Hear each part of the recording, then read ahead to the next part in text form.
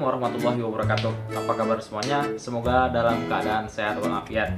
Perkenalkan, nama saya Andika Kurnia Effendi. Saya adalah mahasiswa yang melaksanakan PPL di SD Taruna Islam. Oleh karena itu, saya diberi kesempatan untuk mengajar adik-adik semua dalam mata pelajaran fikih. Nah, sebelum kita lanjutin nih, saya ada beberapa pertanyaan. Ketika liburan, adik-adik ngapain aja sih sebenarnya? Ada yang pergi jalan-jalan, ada yang pulang kampung, ada yang pergi main warnet, ada yang pokoknya banyak ya kegiatan ketika liburan. Ada yang cuma tidur-tiduran di rumah, ada yang membantu orang tua. Tapi ada kegiatan yang mana ini sering dilakukan anak-anak, terutama anak laki-laki ketika mereka sedang liburan. Apakah itu? Sunat. Nah, sunat dalam bahasa Indonesia, tapi kita dalam pelajaran fikih kita mengucapnya bukan sunat, kita menyebutnya khitan. Maka pada hari ini kita akan mempelajari tentang khitan atau dalam bahasa Indonesianya sunat. Nah, khitan menurut bahasa artinya memotong sebagian anggota badan tertentu, yakni pada ujung kemaluan laki-laki.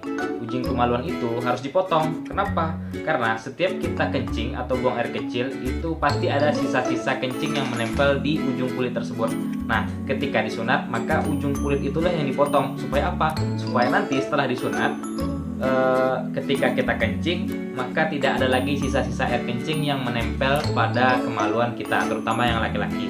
Untuk perempuan juga seperti itu, sama. Jadi yang sunat ini bukan cuma laki-laki, tapi perempuan juga ada yang sunat. Nah, bedanya apa? Bedanya laki-laki mereka wajib sunat sebelum mereka masuk akil balik, tetapi perempuan hukumnya hanya sunnah.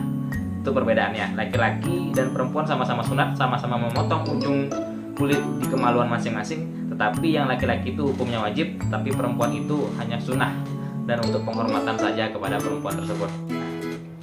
Adik-adik tahu nggak siapa orang yang pertama kali melaksanakan sunat atau khitan? Yang pertama kali melaksanakan khitan atau sunat adalah Nabi Ibrahim alaihissalam. Ketika itu Nabi Ibrahim berumur 80 tahun. Turun perintah haji, maka Allah memerintahkan Nabi Ibrahim untuk melakukan khitan atau sunat. Jadi ketika beliau berumur 80 tahun, beliau baru sunat, dan sunatnya itu unik. Nabi Ibrahim sunat menggunakan alatnya besar, nama alatnya adalah kapak. Nah, kalau sekarang sudah tidak kita temukan lagi orang yang sunat pakai kapak. Biasanya di era modern ini orang lebih cenderung sunat pakai laser, pakai pisau, pakai gunting. Kalau zaman-zaman dulu itu biasa pakai bulu bambu, tapi sekarang sudah tidak dipakai lagi karena rentan infeksi dan terkena penyakit seperti itu. Oke, sekarang kita akan membahas tentang hikmah melaksanakan khitan.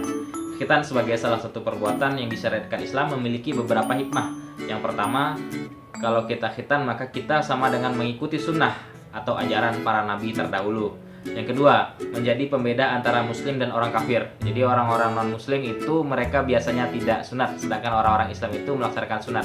Jadi yang membedakan antara orang Islam dengan orang tidak Islam itu apa? Orang Islam itu sunat biasanya, tapi orang non-Islam atau orang kafir itu mereka rata-rata tidak sunat. Kemudian yang ketiga, bermanfaat untuk menjaga diri dari najis. Biasanya kalau orang sunat itu pasti kalau kencingnya bersih gitu, tidak ada yang sisa lagi ketika mereka kencing. Yang keempat, dapat membantu kelancaran buang air kecil.